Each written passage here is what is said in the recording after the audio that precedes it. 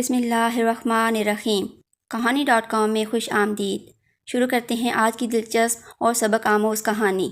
ہمیں سعودی عرب آئے ہوئے 2 برس ہوئے تھے کہ میرے شوہر ارباب کی ملاقات کمپنی میں ایک پاکستانی شخص خالد سے ہوئی، جو اسی سعودی کمپنی میں ملازمت کے لیے آیا تھا جہاں میرے شوہر کام کرتے تھے۔ خالد سے ارباب کی بہت اچھی دوستی ہو گئی اور وقت کے ساتھ ساتھ ان کے درمیان تعلقات بڑھتے گئے۔ پردیس میں تو یہ ہوتا ہے کہ جب کوئی نیا پاکستانی کسی جگہ مل جائے، قدرتی طور پر اس سے دوستی بڑھانے کو جی چاہتا ہے، مگر بقول ارباب کے خالد تو بہترین انسان تھا۔ کچھ عرصے وہاں رہ کر میں پاکستان لوٹ آئی، مگر ارباب کو وہیں رہنا تھا کہ ملازمت جو وہاں تھی۔ اب وہ خالد کے ساتھ رہنے لگے، دونوں ساتھ کھانا کھاتے، چھٹی کے دن ساتھ باہر جاتے اور خوب گپ شپ کرتے۔ اس طرح پردیس میں تنہائی کا احساس کم ہوتا اور وقت اچھا گزر جاتا۔ خالد کے 3 بچے تھے، اس کی شادی کو 8 سال گزر چکے تھے، مگر روزگار کے چکر میں اسے اپنی فیملی کے ساتھ رہنے کا بہت کم موقع ملا تھا۔ ہمارے ملک کے رواج ایسے ہیں کہ کم آمدنی میں گزارا نہیں چلتا۔ 3 سال بعد جب میرے شوہر چھٹی پر وطن آنے لگے تو خالد نے ان سے کہا، دوست گھر سے بچوں کا خط آیا ہے، انہوں نے بہت ساری فرمائشیں لکھ کر بھیجی ہیں۔ میری چھوٹی بچی نے کچھ کھلونوں اور فراقوں کی فرمائش کی ہے، تم یہ چیزیں لے جانا۔ شاید بچے بہت اداس ہیں، تبھی بیوی نے ایسا خط لکھا ہے کہ دل گھبرا رہا ہے۔ مجھے ان سے اتنا پیار ہے کہ جی چاہتا ہے اڑ کر گھر پہنچ جاؤں۔ ارباب پاکستان پہنچے تو چند دن گھر پر گزارنے کے بعد شہر چلے گئے۔ کھلونے، پارسل اور خط لے کر وہ خالد کے گھر گئے اور کال بیل بجائی۔ ایک بچے نے آ کر جھانکا، پھر دوڑتا ہوا واپس اندر گیا، اس کی آواز جیسے کانوں میں رس گھول رہی ہو۔ وہ کہہ رہا تھا، امی ابو نے انکل کو بھیجا ہے، انکل ہمارے لیے کھلونے لائے ہیں۔ ارباب کے ہاتھوں میں پارسل دیکھ کر شاید بچے نے اندازہ لگا لیا تھا کہ یہ شخص ان کے والد کی طرف سے آیا ہے۔ ممکن ہے اس کو ہر وقت باپ کا انتظار رہتا ہو، یا وہ گیٹ پر ہر آنے جانے والے کو باپ کا نمائندہ سمجھتا ہو۔ ذرا دیر کے بعد دروازہ کھل گیا۔ خالد کی بیوی آئی اور کہنے لگی، آ جائیے بھائی صاحب، آپ سعودی عرب سے آئے ہیں نا؟ ارباب نے اپنا تعارف کروایا، جی ہاں میں ارباب احمد ہوں، میں نے آپ کی امانتیں سپرد کرنا تھیں۔ خاتون نے ان کو ڈرائنگ روم میں بٹھایا۔ اتنے میں خالد کے بچے بھی دوڑتے آ گئے۔ 2 چھوٹے ان کی گود میں چڑھ بیٹھے اور اپنے باپ کے بارے میں بار بار سوال کرنے لگے۔ وہ پوچھتے تھے کہ ہمارے ابو کب آئیں گے؟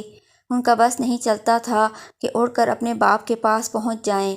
خالد کی بیوی چائے لے آئی اور باتیں کرنے لگی، بھیا 3 سال کا عرصہ بیت گیا ہے ان کو گئے ہوئے، یہاں ان کے بغیر زندگی مشکل سے گزر رہی ہے، پر کیا کریں، مجبوری ہے۔ اچھی آمدنی کے بغیر بھی تو بچوں کی زندگی نہیں بن سکتی، دل پر پتھر کی سیل رکھی ہوئی ہے، بچے بہت اداس رہتے ہیں، ان کو روز بہلاتی ہوں تو اپنا جی برا ہو جاتا ہے۔ بھائی جان 3 سال ہو چکے ہیں، وہ تو آنے کا نام ہی نہیں لیتے، آپ بتائیے وہ کب آئیں گے؟ ارباب نے اسے تسلی دی کہ بھابی فکر نہ کریں، وہ جلدی آ جائیں گے، جب میں چھٹی ختم کر کے یہاں سے جاؤں گا تو وہ چھٹی لے کر آ جائیں گے، میں بھی 3 سال کے بعد آیا ہوں۔ دوبارہ آنے کا کہہ کر وہ بچوں کو پیار کر کے لوٹ آئے۔ 15 روز بعد ارباب کو خیال آیا ایک بار اور خالد کے گھر بچوں کی خیر خبر لے آئیں۔ وہ گئے تو بچے اسی طرح دوڑتے ہوئے آئے اور بہت خوش ہو کر ملے۔ انہوں نے کہا، میں واپس جا رہا ہوں بھابی، اگر خالد کو کوئی پیغام دینا ہو تو دے دیں، میں پہنچا دوں گا۔ دوپہر کا وقت تھا، بھابی نے ان کو زبردستی کھانے کے لیے روک لیا۔ بچے ان سے لپٹے رہے، کہتے تھے، انکل ابو سے کہیں کہ جلدی آئیں اور یہ لائیں وہ لائیں۔ غرض بچوں کی فرمائشیں تو کبھی ختم ہونے والی نہیں ہوتیں۔ خالد کی بیوی البتہ بولیں، بس اب وہ خود ہی آ جائیں تو اچھا ہے، بچے بڑے اداس ہیں۔ تبھی ارباب بولے، بھابی لگتا ہے آپ بچوں سے زیادہ اداس ہیں۔ اس پر وہ رو پڑیں، کہنے لگیں، ارباب بھائی بڑی مشکل سے تو ہماری شادی ہوئی تھی، انہوں نے شادی سے پہلے مجھے خط لکھ دیا تھا جو بھائی نے پکڑ لیا، بس پھر کیا تھا، اس قدر طوفان اٹھا کہ کیا بتاؤں۔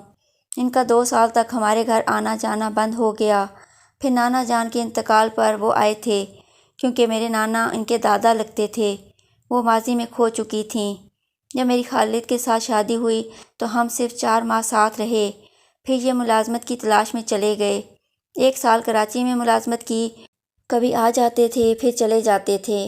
بعد میں ہمیں بھی بلا لیا مگر ہم تھوڑے دنوں ساتھ رہے۔ جب وہ سعودی عرب گئے تو اس وقت میرا بیٹا صرف چند ماہ کا تھا۔ اس کو تو اپنے ابو کی صورت بھی یاد نہیں۔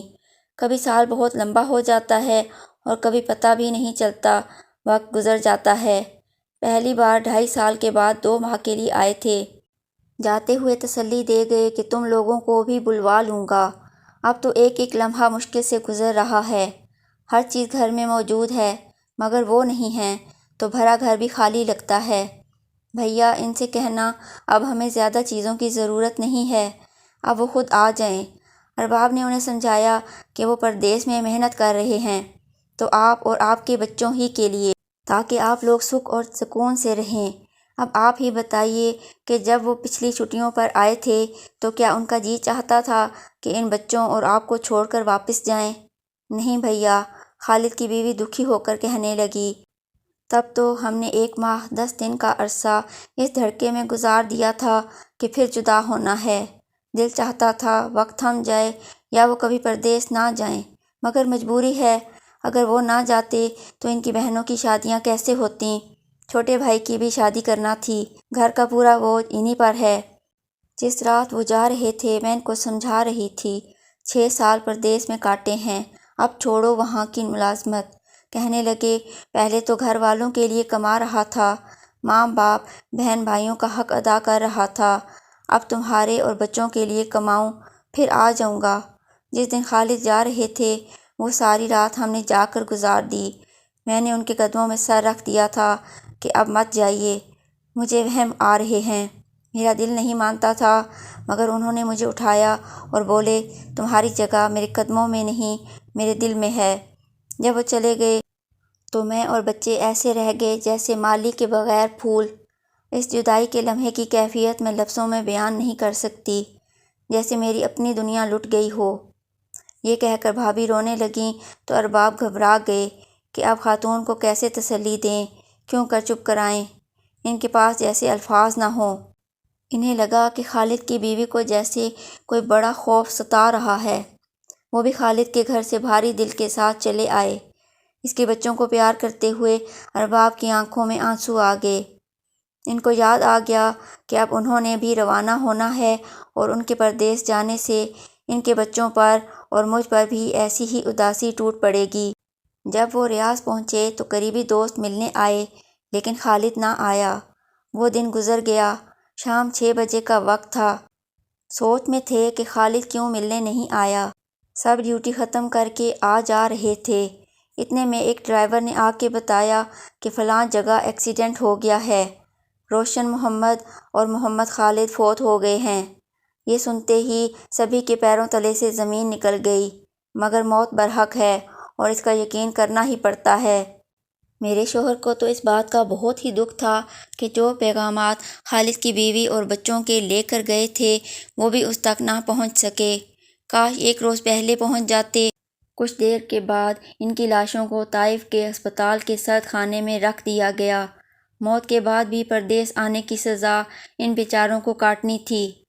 تقریباً 15 روز بعد ان کی میتوں کو پاکستان بھیجنے کا انتظام ہو سکا۔ ارباب کے ہمراہ چند ساتھی ان کے تابوت لے کر گئے۔ ہسپتال جا کر ان کو پیٹیوں میں بند کیا۔ سوچ میں تھے کہ جب ان لوگوں کی لاشیں گھر پہنچیں گی تو کیا حشر برپا ہوگا۔ سرد خانوں میں جمے ہوئے پاکستانی نوجوانوں کے چہرے اپنے پاکستانی بھائیوں کو یہ پیغام دے رہے تھے کہ بھائیو، ہمیں یہ ریال زندگی میں بھی بے چین رکھتے ہیں اور مر کر بھی۔ ارباب نے مجھے بتایا کہ جب ہم نے خالد اور روشن کی لاشوں کو سرد خانے سے نکالا تو نہ انہیں غسل دیا گیا تھا اور نہ ہی انہیں کپڑوں کی قید سے آزاد کر کے کفن پہنایا گیا تھا۔ اس کے بعد ارباب پھر آخری بار ہی ملازمت پر پردیس گئے۔ وہ کہتے تھے کہ وہاں سرد خانے میں جمے ہوئے نوجوانوں کے چہرے یاد آتے تھے تو کلیجہ منہ کو آنے لگتا تھا۔ کتنے کیریئر اور خوبصورت نوجوان روزی روٹی کمانے کے پیچھے گھروں سے دور آ کر خاک ہو گئے۔ وہ جو اپنوں کے لیے خوشیاں خریدنے جاتے ہیں اور پھر کبھی گھر واپس نہیں لوٹ پاتے، ان کے پیاروں پر کیا گزرتی ہے یہ وہی جانتے ہیں جو یہ دکھ سہتے ہیں۔ یہ تھی آج کی کہانی۔ اگر ویڈیو پسند آئے تو اسے لائک اور شیئر کریں، چینل کو سبسکرائب کریں اور بیل نوٹیفیکیشن آن کر دیں تاکہ ہماری آنے والی ہر کہانی آپ کو بر وقت مل سکے۔ کمنٹس میں اپنی قیمتی آراء سے ضرور آگاہ کریں۔ اپنا اور اپنے چاہنے والوں کا بہت زیادہ خیال رکھیں۔